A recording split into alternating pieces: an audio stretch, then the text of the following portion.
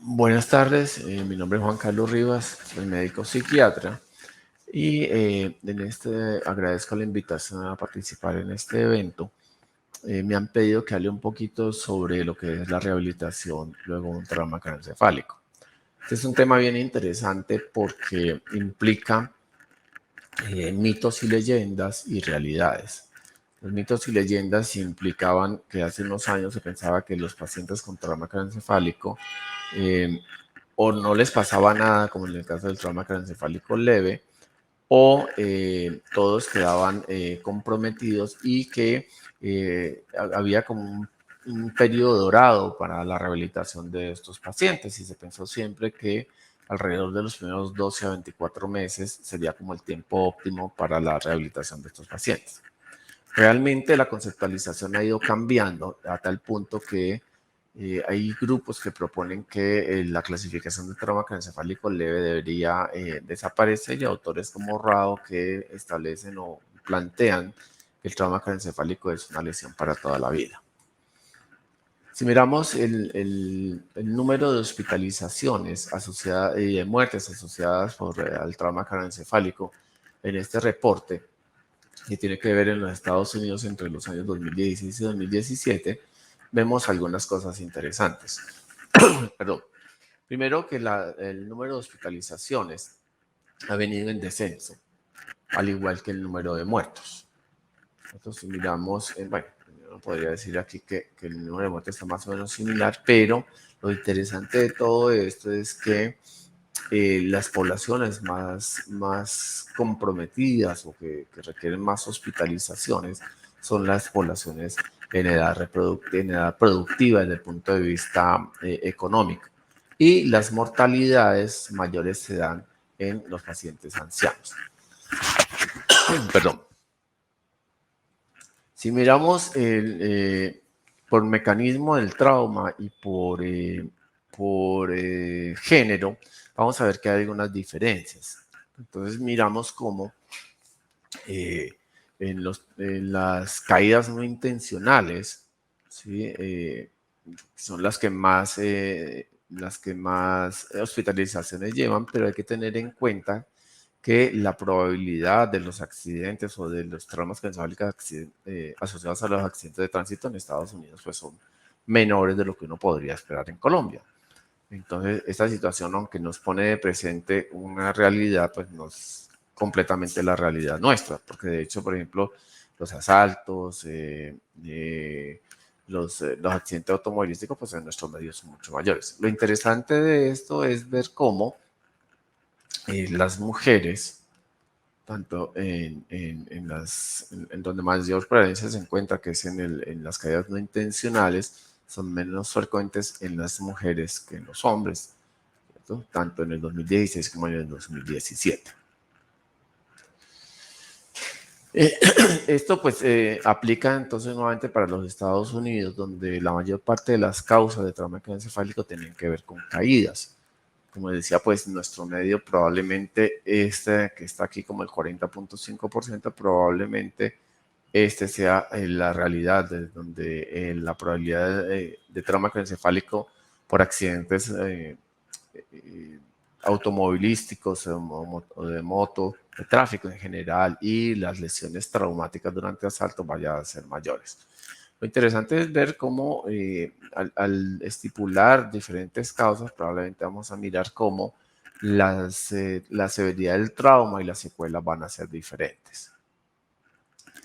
Si vemos entonces ya entrando un poco en las secuelas, en las consecuencias del trauma, vamos a mirar en estos. Es un estudio interesante donde se midieron qué pasaba con los pacientes en 5 y en 10 años. Aquí quiero que nos fijemos en dos ítems que son los que me interesan, que son en la parte de la cognición, como el declinar cognitivo sucede en casi un 6%, y cómo sin cambio a lo largo de estos 5 o 10 años quedó la mayor parte de la población. Esto es interesante porque pues contradice un poco la idea que se tenía antes, y era que todos estos pacientes iban hacia el franco deterioro y probablemente uno de los factores que está influyendo en esto sea los procesos de rehabilitación. Lo mismo en el funcionamiento global, vamos a ver cómo ahí sí tenemos unos cambios que son interesantes, ¿cierto? Donde los pacientes pueden tener un deterioro en su funcionamiento global, pero también vemos como la mayor parte de los pacientes no tienen ningún cambio en un periodo de 5 a 10 años. ¿Cuáles son los mecanismos por los cuales uno se golpea la cabeza? Si esta es la condición normal, pues vemos como hay ciertas áreas del cerebro que son como las más a riesgo de sufrir lesiones. Por ejemplo, en las contusiones, la parte basal del cerebro, tanto de los frontales como de los temporales, son las zonas de mayor impacto, de mayor probabilidad de lesionarse. Diferente, por ejemplo, la lesión axonal difusa, donde son las áreas del giro del cíngulo las que más están comprometidas y cómo las concusiones repetidas pudieran estar lesionando sectores básicamente de la corteza prefrontal. Tenemos entonces la probabilidad o el riesgo o el temor de que uno pueda desarrollar un cuadro de demencia asociado al trauma craneoencefálico.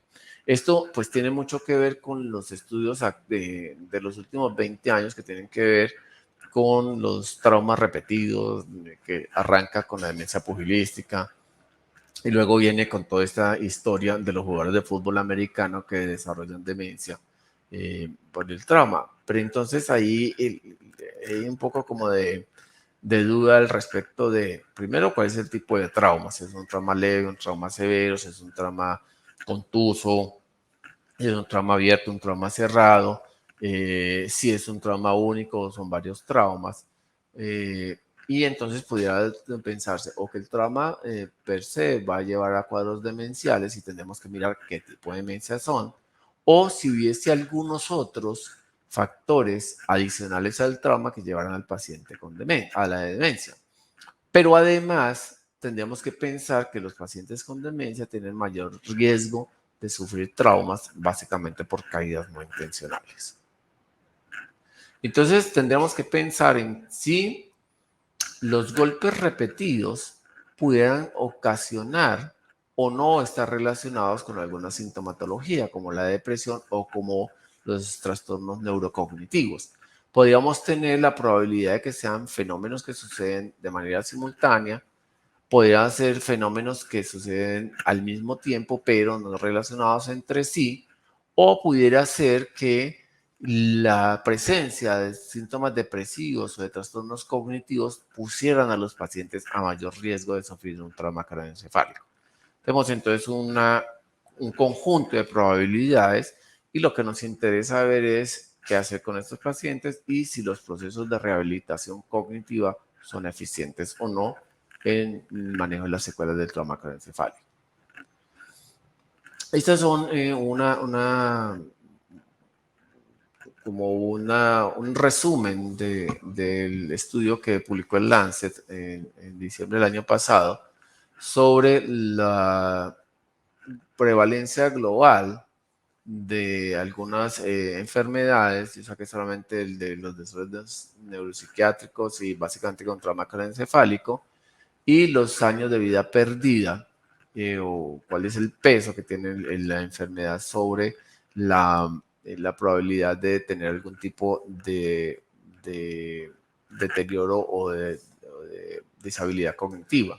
Entonces, si miramos en todos, pues entonces vamos a ver cómo el trauma craneoencefálico va a tener un peso que si lo comparamos con el total, pues es un peso significativo en la probabilidad de producir algún tipo de deterioro cognitivo y de dificultad de adaptación en los pacientes. Si miremos esta diapositiva donde cuáles son como las áreas que más se afectan, las áreas del funcionamiento global de los pacientes. En esta medición que se hizo en 3 y 6 meses, vamos a mirar cómo los problemas cognitivos más o menos a los 3 meses, más o menos el 41.3% de los pacientes van a tener algún tipo de deterioro, pero miremos que esta no es significativa. Realmente la mayor parte de los problemas se van a encontrar en la parte del deterioro físico o de las dificultades físicas que tienen los pacientes. Pero la combinación de todos estos factores van a tener un impacto sobre el funcionamiento de la vida diaria de los pacientes y vamos a ver cómo hay algún grado de impedimento en casi la tercera parte de pacientes luego de un trauma craneoencefálico. Si miramos a quienes están sirviendo, quienes están a cargo de los procesos de rehabilitación de estos pacientes en este mismo estudio, vamos a ver cómo para cada uno de las alteraciones o de los déficits va a haber como una gente especializada en esto. Entonces, por ejemplo, para las actividades de la vida diaria, los que se ocupan son los terapistas ocupacionales, para los problemas físicos, los fisioterapeutas, para los problemas cognitivos, ahí no hay mucha claridad, pero es quién va a hacer la rehabilitación cognitiva. Pero lo interesante de esto es ver cómo en la rehabilitación de un paciente que tiene una secuela de trauma craneoencefálico se requiere de la participación activa de todo un grupo de especialistas que ayude a que los pacientes puedan tener una atención adecuada. ¿Qué se podría hacer? Por ejemplo, para los déficits de memoria, entonces habría como actividades que uno podría desarrollar incluso en una tarea de educación a la familia y al paciente y en otros, pues en procesos activos de rehabilitación. Entonces, por ejemplo, el paciente que olvida, que tiene problemas para denominar, pues entonces aquí podríamos usar como notas, tanto electrónicas como en papel, usando, por ejemplo, técnicas de asociación o comunicaciones abiertas sobre los problemas de memoria. Cuando, por ejemplo, se tiene dificultad en el aprendizaje de los números, entonces ahí podríamos mirar cómo a través también de notas pudiéramos mirar cómo le enseñamos al paciente a agrupar y a adquirir un ritmo. Asimismo, por ejemplo, cuando el paciente tiene que recordar fechas, citas, ¿cierto? Entonces aquí podemos usar pues toda la tecnología como las alarmas en los celulares, claves en sitios importantes, pedir a la gente que le ayude a recordar, ¿cierto? Si tenemos alteraciones en la memoria episódica, o sea, esa memoria histórica nuestra, pues entonces podemos a través de tecnología y a través del trabajo con la familia, como estar recordándole al paciente sus actividades.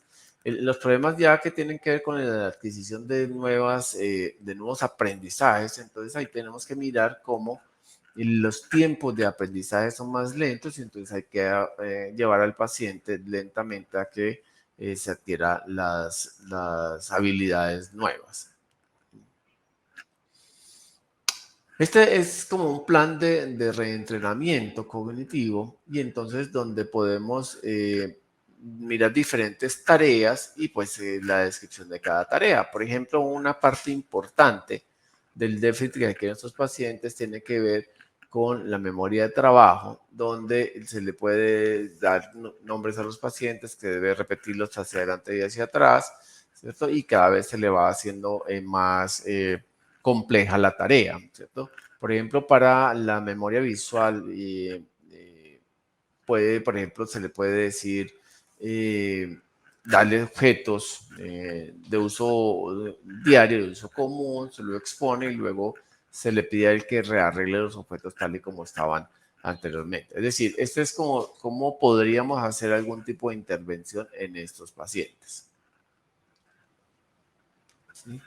En este estudio, en el que se hicieron diferentes programas de rehabilitación y como una rehabilitación integral, se ve cómo los impactos que tienen en las pruebas cognitivas de esas intervenciones. Y, por ejemplo, en intervenciones especializadas, donde se incluye todo un grupo de trabajo y no el trabajo individual de cada uno haciendo una rehabilitación, sino el trabajo integrado del grupo, vemos cómo las actividades que son estructuradas y son manejadas por grupos de profesionales tienen un impacto mayor sobre la probabilidad de volver a trabajar.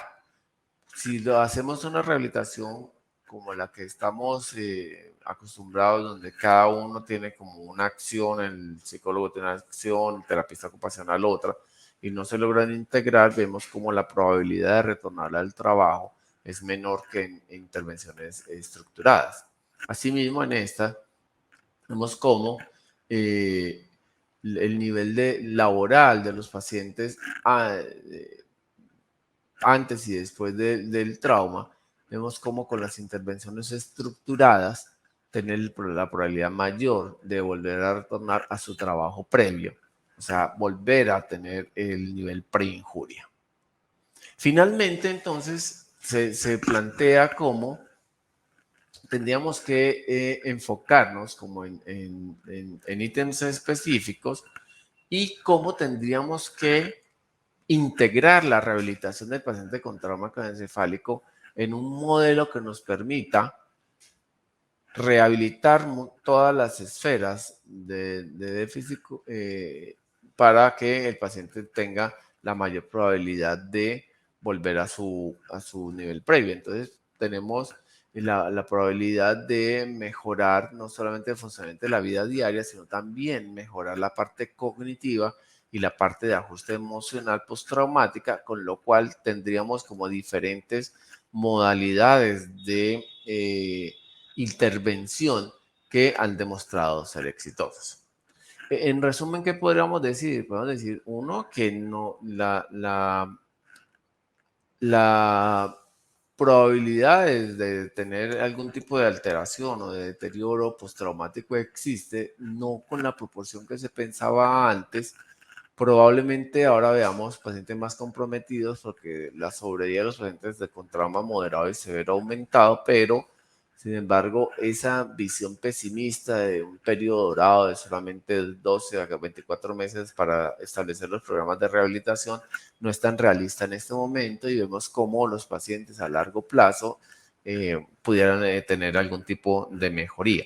En esto es importante plantearse que el paciente con trauma craneoencefálico, con secuelas de trauma craneoencefálico, debe ser abordado y rehabilitado en cualquier momento en que lo tomemos, sea en el momento agudo, momento subagudo, al año, a los 2 años, a los 5, a los 10 años, a los 20 años, deberíamos tener la probabilidad de ofrecerle algún tipo de rehabilitación, porque está demostrado que la rehabilitación impacta de manera positiva el ajuste y la probabilidad del retorno al trabajo del paciente. Ok, muchas gracias por su atención.